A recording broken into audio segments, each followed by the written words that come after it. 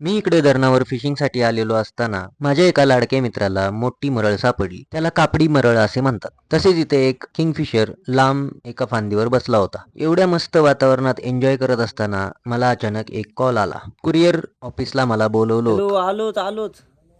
हा हा, आलोच. तर अशा पद्धतीने मी ओव्हर ऍक्टिंग करून इथेच टाइमपास करत बसलो होतो आणि माझ्या मित्राने सुद्धा टाइमपास मध्ये खूप मासे पकडले होते.